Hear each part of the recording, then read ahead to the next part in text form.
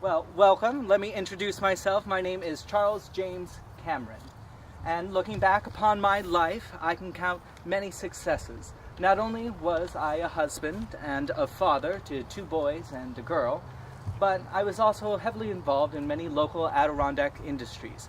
I first started off as partner at Champlin and Cameron Tannery, and then became involved in the lumber business and built houses in the area, and eventually had my own beekeeping company and apiary. Eventually, in my latter years, I became involved with the Eaton Wrecking Company, where our owner, Arthur Eaton, would buy up old buildings, we would tear them down, salvage what we could, and sell them for a profit. So, enough about my accomplishments. We'll get more into that later. On October 13th, 1858, I was born in Corinth to my parents. My father, James William Cameron, and my mother, Susan Elizabeth Herrick, who are both buried here along with my sister Martha, whom we called Mattie growing up, and my younger brother, Willie, who's also buried here, who died 1 year after childbirth due to an illness. Well, I can still remember quite a lot of my early childhood. For instance, when I was just 7 years old, President Abraham Lincoln had been assassinated at the Ford's Theater in Washington, D.C. He was put on a train and brought across the different states until he was here in Albany, New York, lying in state at our Capitol building, where my father, James, took me down to see his coffin. I can only remember this because I was too short to see over the fence, so my father had to pick me up so I could better see the casket. It amazes me that I can still remember some of our darkest times in our nation's history, but it did have an impression upon me.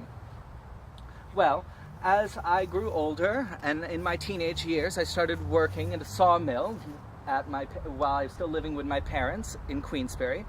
And by the age of 20, I was a partner at the Champlin and Cameron Tannery Company, where we dealt with leather goods and bindings. We were located over on Upper Glen Street, right where the Price Chopper stands now today.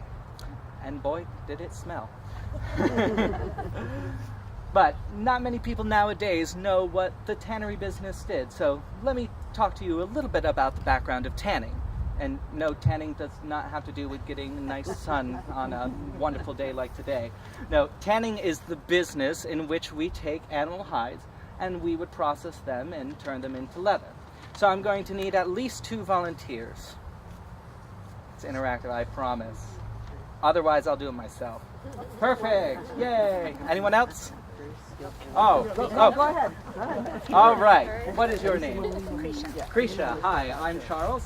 Sorry, I got this from the lumber yard. Yeah, I'll tell you more about that later. All right, and what's your name, sir? Bruce. Hi, Bruce. Nice to meet you. All right, nice to meet you both. So these are my fellow apprentices, so you better listen up because you've got to learn how to tan. All right, so the tanning business started in Glens Falls because of our eastern hemlock trees, and you can see some of them in the cemetery today. We would strip the bark off and make our signature tannic acid, which gave the leather a nice deep reddish brownish color. So once we got the animal hides, we would sprinkle them with salt. So I'm going to have you come this way.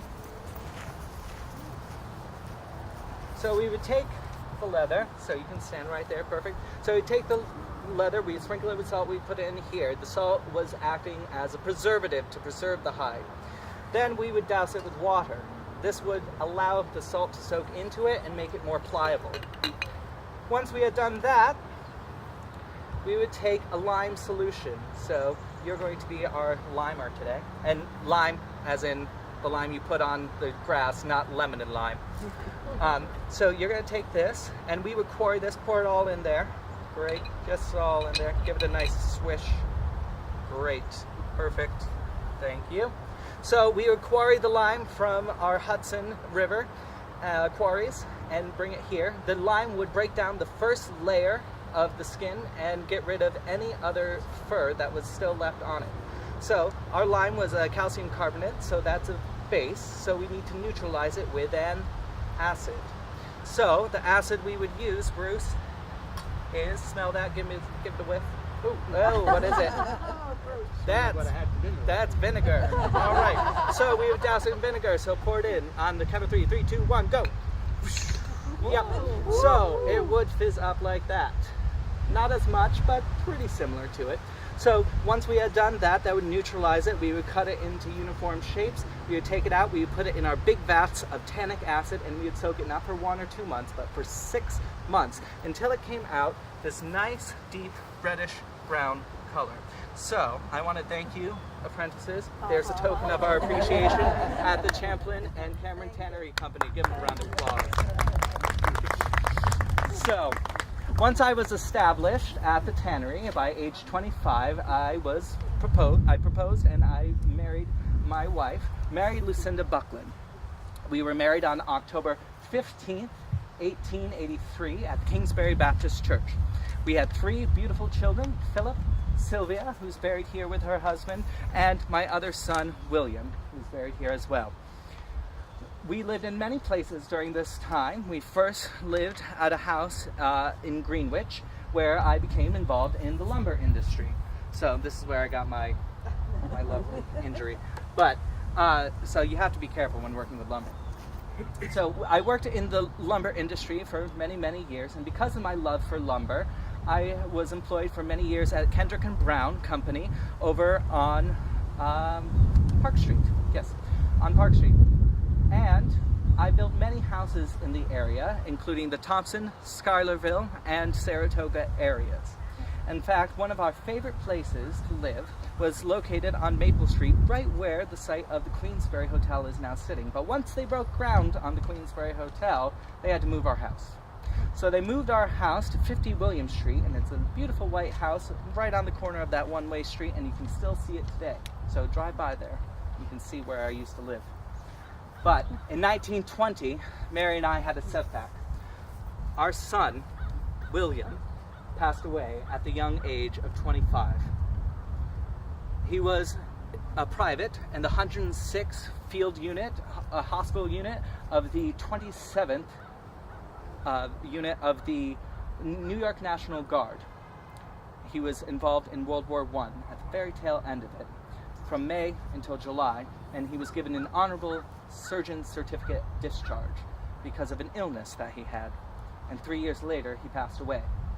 But Mary and I still had to press forward, so in 1929 we moved 2 miles down the road outside of Glens Falls on Ridge Street, where I kept bees, or an apiary.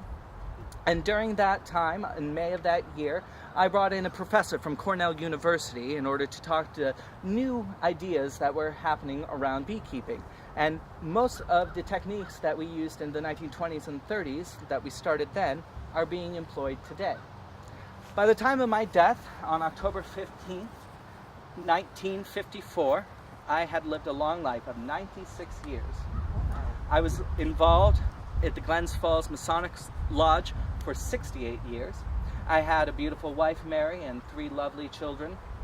I was employed by many different industries, including partner at the tannery company, involved with the lumber and home building business, and even kept some bees.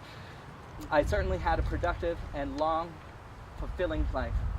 Thank you for coming out today, and have a wonderful rest of this beautiful day.